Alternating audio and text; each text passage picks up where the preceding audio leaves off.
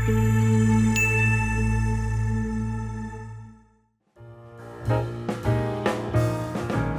Pak, Assalamualaikum warahmatullahi wabarakatuh. Waalaikumsalam.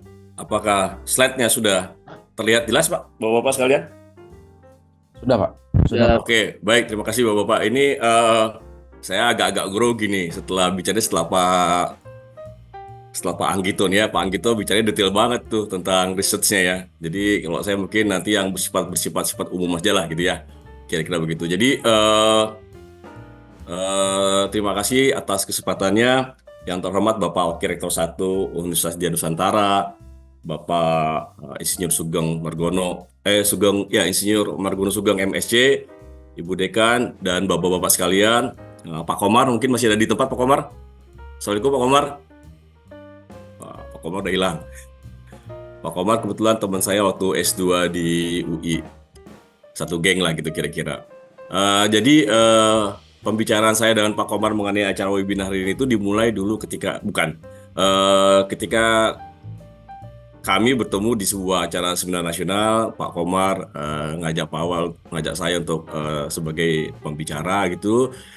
Dia bilang topiknya implementasi material baru dalam energi terbarukan. Jadi kemarin sempat saya protes tuh sama Pak Komar. Pak Komar, sebaiknya itu implementasi material baru dalam energi baru terbarukan atau energi baru dan terbarukan. Karena biasanya kalimat energi baru dan terbarukan tuh hampir nggak pernah dilepas tuh. Jadi energi baru dan terbarukan biasa seperti itu. Nah, pada kesempatan yang baik ini saya mau mencoba sharing beberapa hal yang sudah saya lakukan di kampus itu bersama mahasiswa dan teman-teman mahasiswa dan teman-teman dosen lainnya di luar Universitas Riau itu.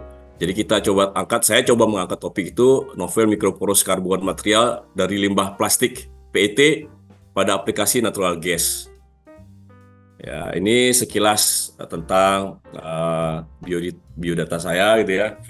Bahwa dari mulai S1 sampai S3 saya memang tertarik hanya di konversi energi saja. Jadi mohon izin ketika kemarin dikukuhkan sebagai guru besar, ya bidang ilmunya jadi konversi dan konservasi energi, itu jadi bidangnya. Nah, riset topik yang selama ini sudah jalan di lab saya itu ada beberapa terkait dengan judul itu yang activated carbon for carbon capture, itu sudah lama sekali kita lakukan penelitiannya. Ada juga yang force per kapasitor, ini kebetulan saya sedang membimbing mahasiswa S3. Dan ada natural gas storage. Yang hari ini saya mau sharing adalah yang activated carbon for natural gas storage. Selain itu juga riset topik saya adalah mengenai energi, eksergi, ekonomik dan environment analysis untuk power plant. Ya, untuk berbagai macam jenis power plant, terutama yang power plant-nya sumber dayanya thermal. Berikutnya juga kami juga sedang melakukan penelitian tentang air blast freezing. Ini kaitannya dengan rantai dingin hasil pengolahan tangkapan laut, karena memang di Indonesia itu kita punya sumber daya hasil tangkapan laut yang luar biasa, tapi kadang-kadang ada beberapa yang ketika diekspor itu ditolak, terutama karena biasanya ada busuk atau kurang segar di tangkapan laut setelah sampai di negara tujuan. Nah, biasanya busuk atau kurang segarnya si tangkapan laut itu karena tumbuhnya atau berkembang biaknya bakteri atau yeast atau jamur di tangkapan laut. Oleh karena itu diperlukan teknologi air blast freezing yang bisa mendinginkan si hasil tangkapan laut itu sampai dengan minus 40 derajat Celcius, sehingga air laut mikrobiologi tadi, bakteri, yeast dan jamur tadi tidak berkembang biak di hasil tangkapan laut. Yang berikutnya saya juga sedang mengembangkan penelitian terkait dengan fish vacuum drying. Ini pengeringan dengan cara dibekukan, ya, divakum dan dibekukan. Terus juga ada penelitian yang tentang smart food container dengan thermoelectric cooler dan heat pipe. Ini beberapa topik riset yang bisa saya sampaikan. Mungkin nanti rekan-rekan mahasiswa atau bapak-bapak dosen yang hadir di sini yang tertarik untuk kita mengerjakan kolaborasi riset bersama, saya sangat senang sekali karena sampai hari ini saya masih suka mengirimkan mahasiswa bimbingan saya untuk riset di luar Universitas Riau gitu, untuk menambah wawasan mereka. Nah, sekarang kita masuk ke yang tadi sesuai dengan topik. Biasanya ketika kita bicara tentang energi terbarukan, kita selalu diawali dengan gimana tuh jumlah energi yang ada di Indonesia sampai saat ini gitu kan, kira-kira seperti itu. Jadi kalau kita cek itu bahwa katanya berdasarkan data bahwa untuk yang bahan bakar minyak itu katanya mau habis di tahun 2051. Bahan bakar gas itu kalau tidak ada penemuan baru mungkin akan habis di tahun 2061, dan bahan bakar batu bara atau batu bara itu nanti akan habis di tahun 2091. Oleh karena itu seluruh orang, semua komponen atau seluruh dunia sedang berlomba-lomba untuk melakukan penelitian terkait energi baru dan terbarukan. Apa efek dari penggunaan energi fosil tersebut? Sebelum sampai ke situ, kita mau lihat dulu bahwa inilah kira-kira presentasi penyebaran sumber daya energi di Indonesia. Bahwa di wilayah paling barat, itu di daerah Sumatera, itu punya cadangan minyak yang cukup besar, ada 72%, yang katanya paling besar di Riau, di tempat saya tinggal, ya, itu penghasil minyak terbesar di Indonesia. Ada juga gas, itu yang di Aceh, kalau nggak salah, ada 47%, terbesarnya ada batu bara, di daerah Sumatera Selatan, itu banyak, Jambi, bahkan di Riau juga ada batu bara, tapi batu baranya masih batu bara muda. Dengan jumlah populasi itu sekitar 21%. Sementara di Jawa dengan populasi hampir 60%, itu cadangan minyaknya atau penghasilan minyaknya 14%, gasnya 7%, batu bara hanya 0,17%. Ya. Di Kalimantan itu ada cadangan minyaknya sekitar 12%, gasnya ada 30%, dan batu bara ada 32%, dengan populasi jumlah penduduk 5,5% lah gitu kira-kira. Dan di Indonesia bagian timur itu dengan jumlah penduduk yang sedikit sekali, hanya 14%, cadangan minyaknya sedikit sekali, hanya 0,03%, gasnya 15%, dan batu baranya hanya 0,22%. Apa efek dari kita membakar bahan bakar fosil? Jadi inilah kira-kira emisi yang terjadi ya. Jadi bahwa memang yang paling besar menghasilkan emisi itu adalah energi atau industri tenaga listrik. Itu yang warna kuning. Jadi memang dia besar sekali karena memang yang dibakar masih sebagian besar adalah bahan bakar fosil. Di Indonesia terutama itu masih didominasi oleh PLTU dari berbahan bakarnya batu bara. Hampir 50% itu bahan bakarnya berasal dari batu bara. Sehingga itu termasuk penyumbang emisi atau efek gas rumah kaca yang sangat besar sekali. Apa yang dilakukan sama pemerintah saat ini untuk PLTU yang berbahan bakar batu bara, ya sebelum dimatikan atau sebelum disuntik mati, maka ada metode yang namanya co-firing. Co-firing itu artinya mencampur bahan bakar batu bara dengan bahan bakar biomas lainnya. Yang kedua yang paling besar adalah pembakaran dan proses industri. Ya, termasuk transportasi yang warna biru juga menjadi penyumbang terbesar emisi gas rumah kaca. Itu yang menyebabkan seluruh orang, semua komponen di seluruh dunia itu berlomba-lomba untuk mengembangkan yang namanya energi baru dan terbarukan. Nah, apa energi baru dan terbarukan? Yang menjadi definisi di Indonesia itu dibuat dalam undang-undang, ya, Undang-Undang Nomor 30 tahun 2007 tentang energi. Jadi, energi baru dan terbarukan itu ada dibagi dua, ada energi baru dan ada energi terbarukan. Kalau energi baru itu bisa berasal dari energi fosil tapi menggunakan teknologi baru. Tapi kalau energi terbarukan, ya memang energi yang mampu didaur ulang atau yang memang terbarukan. Apa contohnya energi baru? Ada gas metana batubara, artinya batubara digasifikasi terus kemudian menjadi gas, terus kemudian ada yang di atas adalah maksudnya adalah yang gas metana batubara adalah yang coalbed metan. Yang kedua batubara tergaskan itu yang gasifikasi batubara. Yang ketiga adalah hidrogen, yang keempat nuklir, yang kelima adalah metan lainnya. Nanti saya insya Allah akan bicara di metannya ini gitu. Energi terbarukan itu ada panas bumi, ada hidro, surya, laut, angin, dan bioenergi. Yang tentu saja di Indonesia jumlahnya sangat besar sekali untuk energi terbarukan, tapi memang masih belum optimum dalam hal pemanfaatannya. Itu dia. Nah, sebelum sampai ke penggunaan energi baru terbarukan atau sebelum sampai kita benar-benar bisa menggunakan energi baru terbarukan itu, jadi ada saat ini sedang dilakukan yang namanya transisi energi. Jadi ada transisi energi, yang pertama adalah kebijakan net zero emission dan ketahanan energi ya. Apa yang disebut dengan net zero emission? Yang dimaksud dengan net zero emission itu bukan artinya kita menghilangkan menghilangkan CO2 100%, bukan begitu maksudnya. Yang dimaksud adalah dengan itu adalah kita mampu misalnya kalau kita membuang CO2 1 ton, maka kita mesti menyiapkan hutan atau menyiapkan alat yang mampu menangkap si CO2 setara dengan 1 ton. Itu disebut dengan net zero emission kalau untuk yang CO2. Jadi namanya CO2 capture misalnya seperti itu. Jadi kalau CO2 capture itu atau CO2 capture and utilization itu misalnya, jadi tidak artinya si CO2-nya atau net zero karbon itu benar-benar nol di atmosfer, tapi setiap karbon yang dibuang ke udara mampu diserap oleh hutan atau yang lainnya sebanyak yang dibuang ke udara. Nah, apa strategi transisi energi strategi transisi energi di sektor energi itu ada. Pertama ada energi terbarukan, itu bisa biofuel, co-firing, pemanfaatan biomass dan solar rooftop. Jadi kalau yang tadi yang saya sebut dengan co-firing adalah mencampur bahan bakar batu bara di PLTU dengan biomass. Saat ini kita sedang meneliti terkait dengan biocoal. Biocoal itu adalah memproses atau memproduksi batu bara sejenis batu bara tapi dari biomass. Artinya apa sih, biomassnya ini dibuat spesifikasinya atau karakteristiknya seperti batu bara dengan nilai kalor yang sama.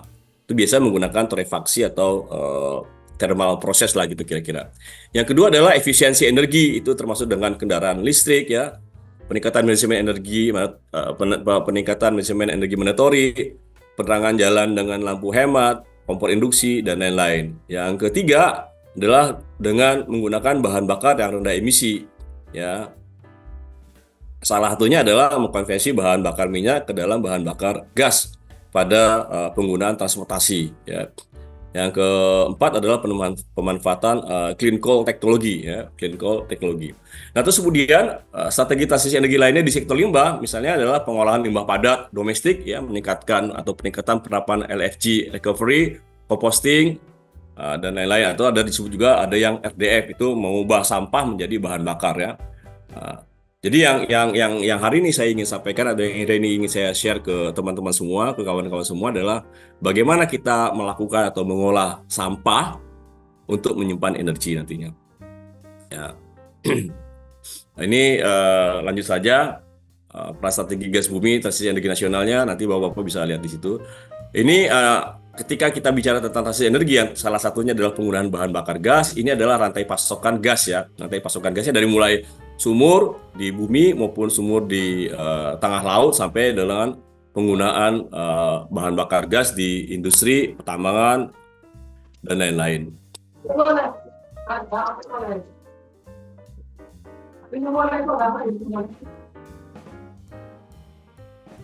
Baik, kita lanjutkan. Tadi ada itu.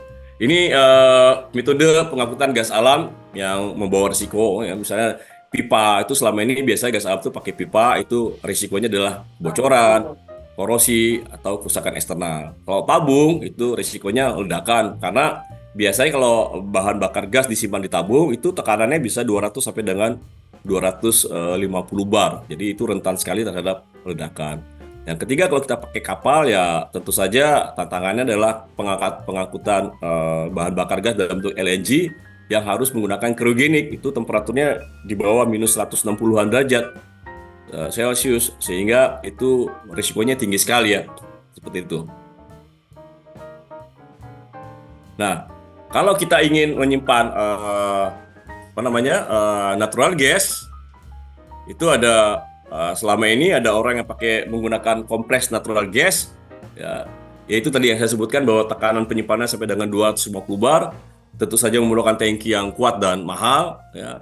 Terus kemudian tangkinya harus dirancang untuk menahan tekanan yang sangat tinggi, sehingga akan menyebabkan biaya dan mengurangi efisiensi ruang. Jadi untuk ruang yang besar, dia hanya menyimpan energi yang tidak terlalu banyak, densitas energinya tidak terlalu besar. Yang kedua adalah dengan liquefied natural gas atau LNG, itu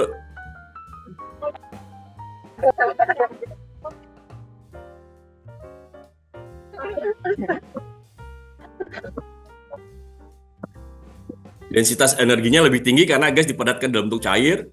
Ini cocok untuk pengangkutan jarak jauh karena volumenya lebih kecil, tapi dia memerlukan suhu yang sangat rendah sampai dengan minus 160 derajat Celcius, sehingga membutuhkan dan biaya sangat tinggi, sekali.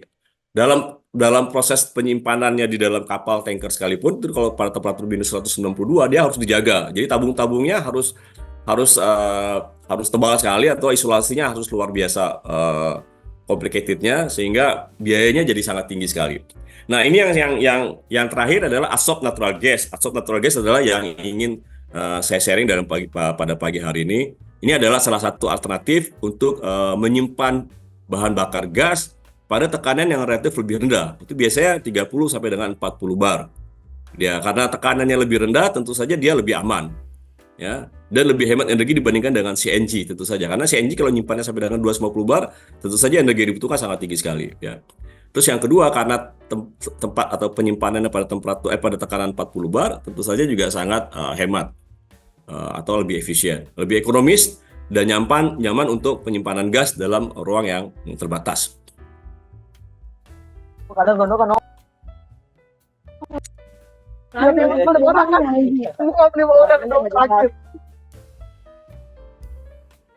Ya, ini yang adsorbed natural gas tadi ya. Jadi bentuknya saya kira seperti ini.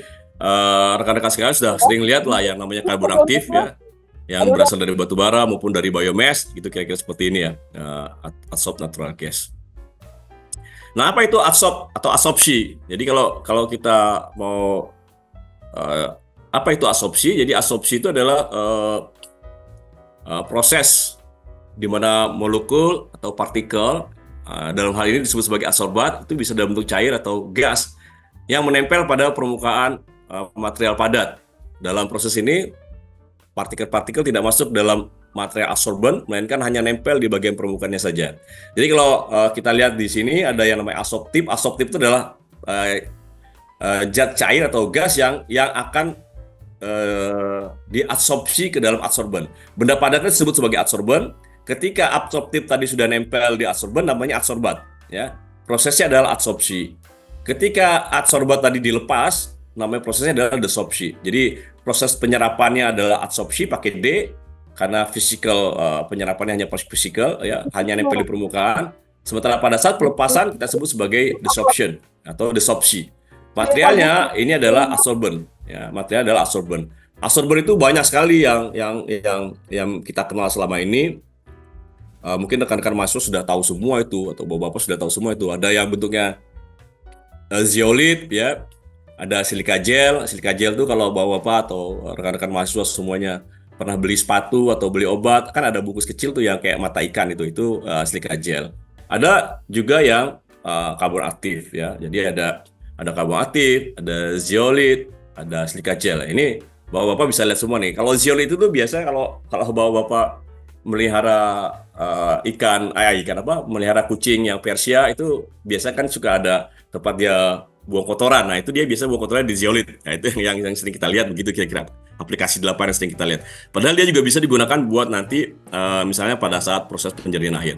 Yang kedua ada silika gel. Ini bentuknya seperti ini, seperti mata ikan gitu, yang biasanya bapak-bapak kalau beli obat kah, beli sepatu kah, atau beli apa yang dia harus dalam kondisi kering, maka biasa dimasukin di situ adalah silika gel. Karena dia fungsinya adalah untuk nyerap air, ya. Nah, yang satunya lagi adalah karbon aktif. Kalau karbon aktif ini hidrophobic, yang dua ini adalah hidrofilik. Jadi zeolit dan silika gel dia hidrofilik karena dia menyerap air. Tapi kalau karbon aktif dia tidak suka dengan air, makanya disebut sebagai karbon aktif disebut sebagai hidrophobik karena dia tidak suka atau tidak menyerap air. Sementara zeolit dan silika gel dia menyerap air. Sehingga aplikasinya dari macam-macam aplikasi dari beberapa adsorber ini ya disesuaikan dengan penggunaan adsorber ini disesuaikan dengan aplikasinya. Kalau ingin menyerap air atau menjernihkan air digunakan silika gel. Tapi kalau kita ingin menyerap racun kah, bau kah, kita pakai karbon aktif. Mungkin bapak-bapak suka lihat itu kalau ibu-ibu atau kita punya kulkas di rumah, kita taruh yang namanya merek gajah itu karbon aktif tuh. Jadi untuk menghilangkan bau di dalam kulkas. Ya, karena dia menyerap bau juga. Itu yang adsorben. Ya. Jadi ini kira-kira bentuknya seperti ini. Jadi kalau bentuknya gas, ya gasnya itu akan nempel di permukaan aktivitas karbon ya. Tapi kalau permukaannya kan nanti kan dia berpori-pori, maka dia nempel di banyak pori-pori. Kalau dia cairan ya seperti ini biasa kalau kalau di rumah bapak-bapak punya penjernih air itu ya. Biasanya dia digunakan karbon aktif itu untuk menyerap warna, bau dan rasanya ya. Warna, bau dan rasa. Makanya kalau bapak-bapak di rumah pakai penjernih air, inilah kira-kira susunannya. Susunan dari tabung atau dari tabung penjernih air yang ada di rumah bapak-bapak ya. Itu dia.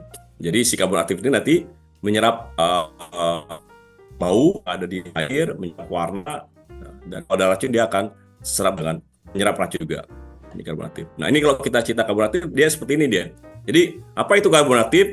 Karbon aktif adalah bahan karbon yang memiliki pori-pori dengan ukuran yang beragam, mulai dari mikropor, pori-pori yang sangat kecil, mesopor hingga makropor. Jadi memiliki bahan berpori yang luas. Karbon aktif digunakan sebagai aplikasi dalam pemurnian dan absorpsi. Jadi seperti ini kira-kira kalau Bapak lihat karbon aktif itu ada makropornya, ada mesopornya, dan ada mikropornya. Ini yang mikropornya kalau kita lihat di SEM seperti ini kira-kira bentuknya.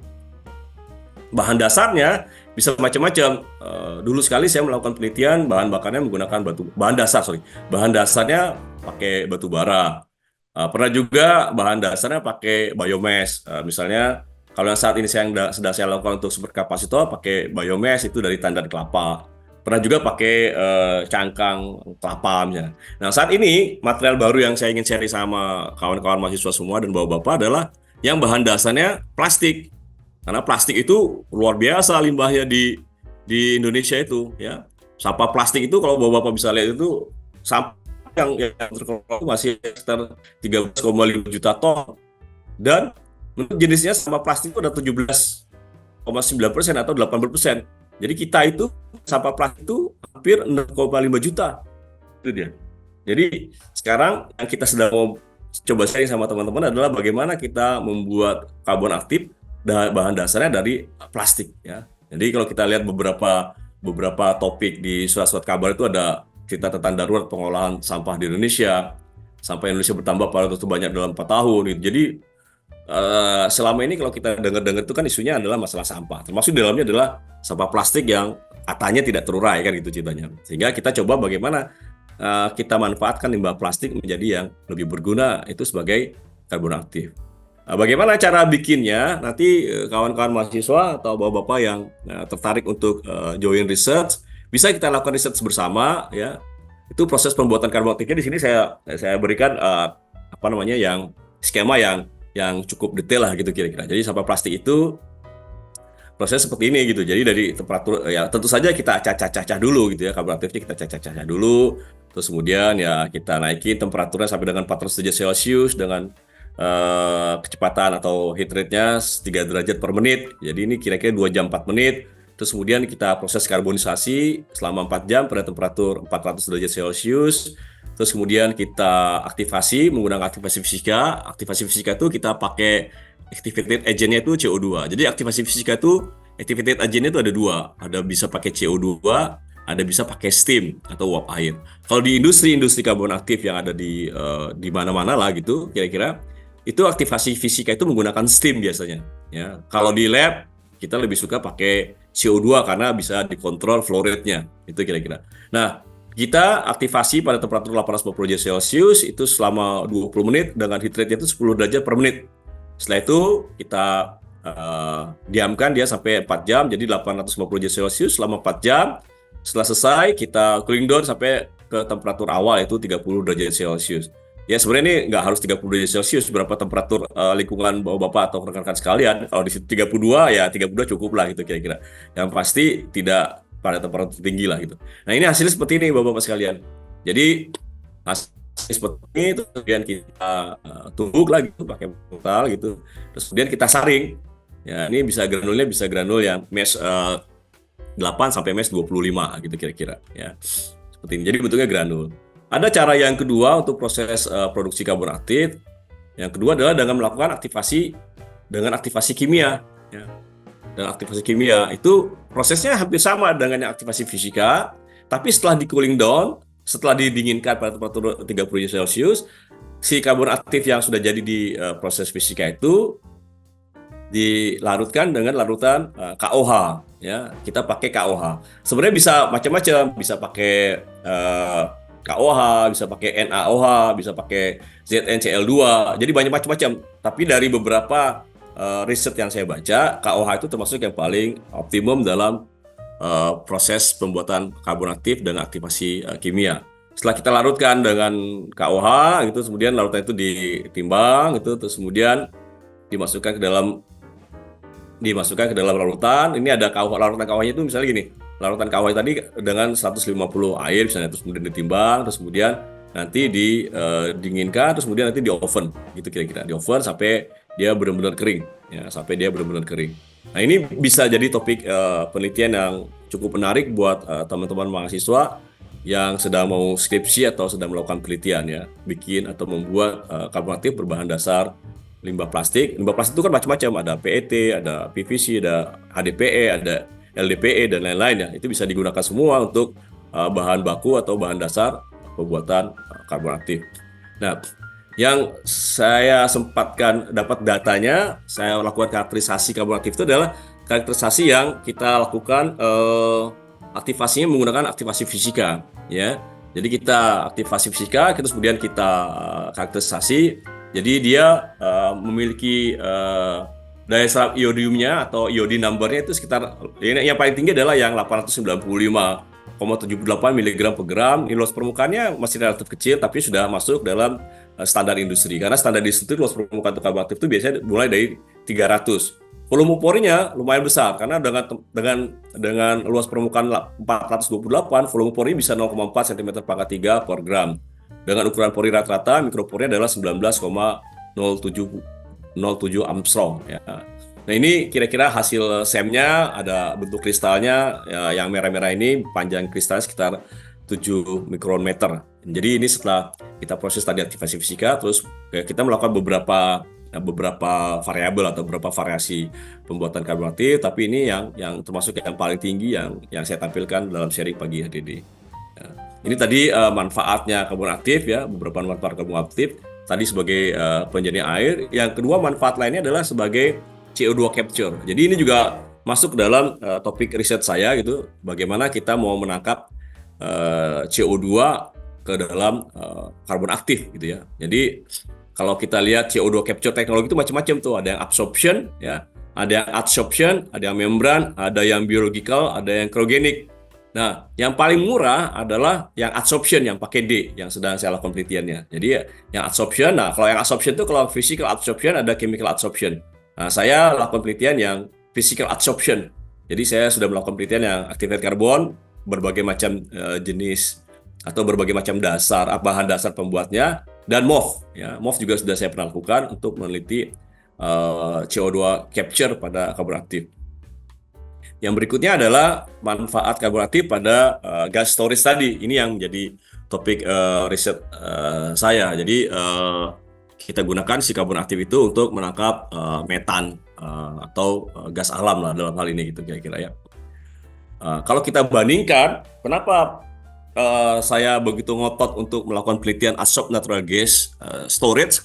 Karena kalau kita bandingkan, Bapak-Bapak sekalian, yang warna merah ini adalah yang adsorbed natural gas, yang warna biru ini adalah yang compressed natural gas. Jadi pada tekanan 35 bar atau 3,5 megapascal, kita bisa bayangkan tuh penyerapan si CNG itu hanya sekitar 22,5 atau 21 gram per liter dari si bentuk tabungnya, ya. Sementara kalau ANG itu bisa sampai 100 gram per liter tuh, ya. Jadi artinya gini, kalau 100 liter tabung, dia bisa menangkap sampai dengan 100 gram si metan, ya. Maka ini penelitian ini jadi sangat menarik karena ini kita bisa aplikasikan dalam berbagai macam aplikasi, gitu, ya, adsorbed natural gas ini, gitu. Ini yang skema alat uji absorpsinya dilakukan di laboratorium.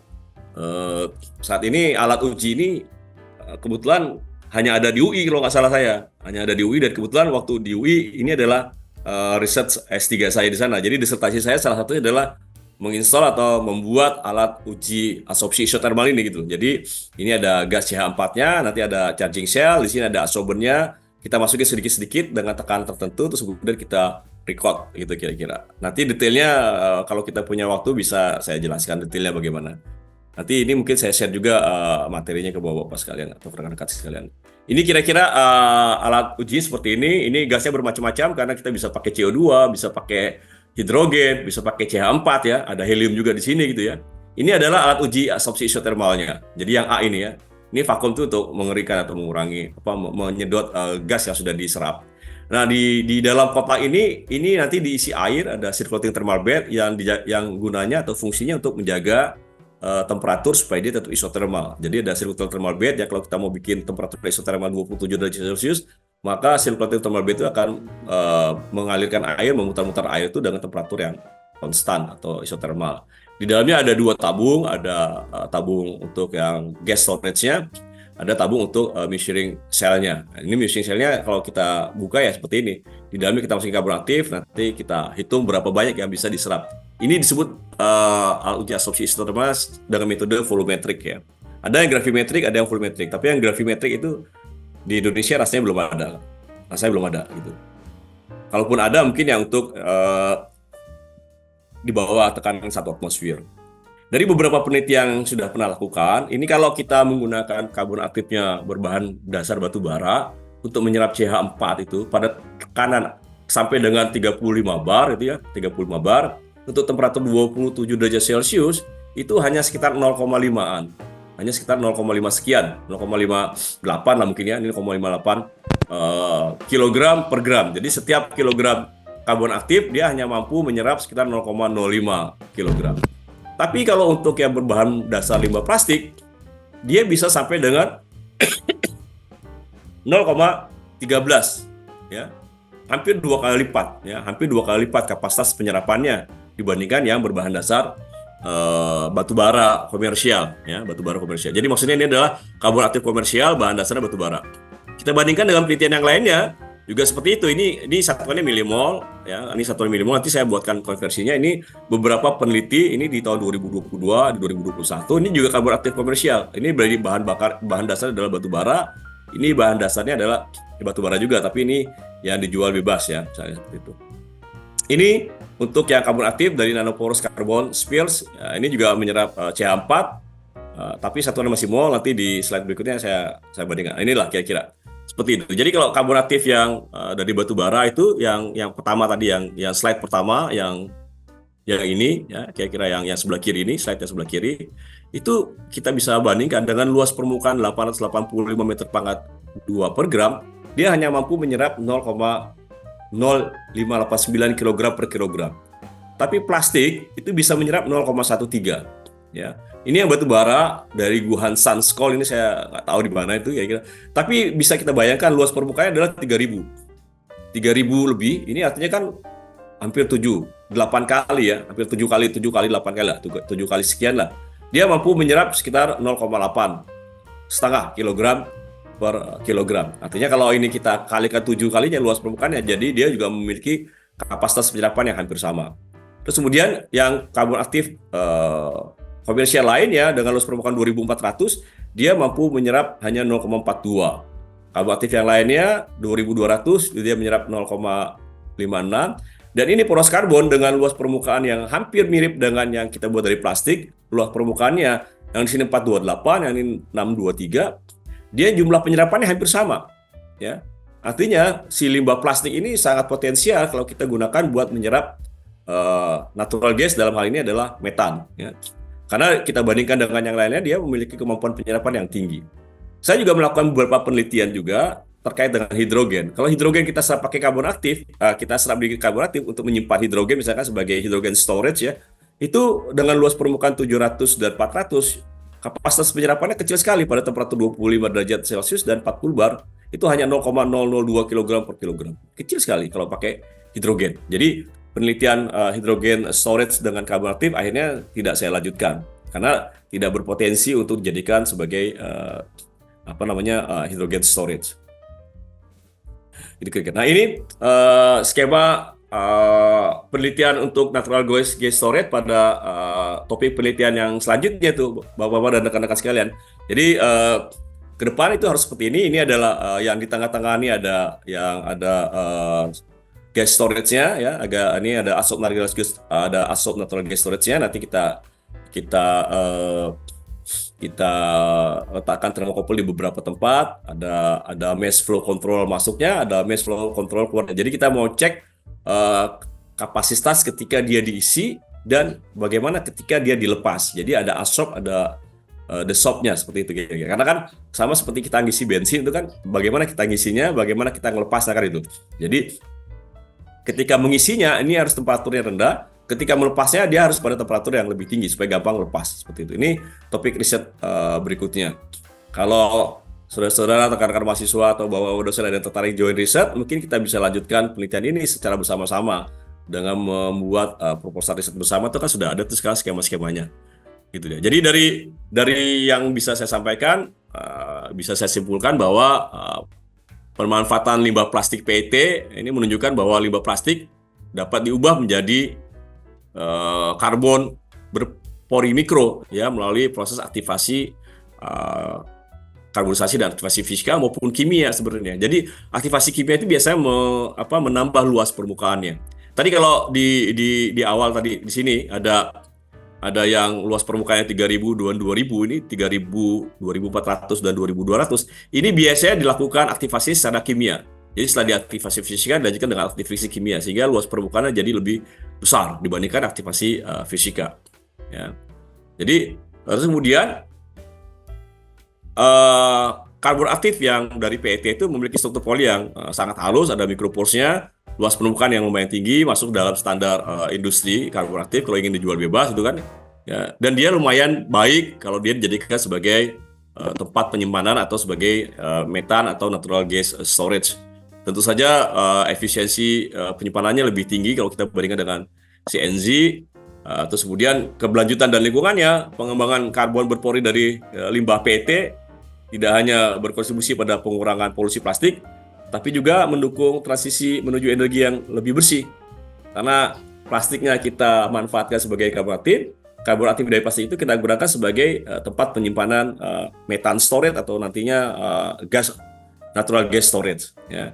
Nah, kemudian potensi penggunaan di berbagai sektornya macam-macam lah gitu kira-kira ya. Demikian yang bisa saya sampaikan Bapak-bapak sekalian. Mohon maaf kalau ada salah-salah kata. Makasih. Assalamualaikum warahmatullahi wabarakatuh.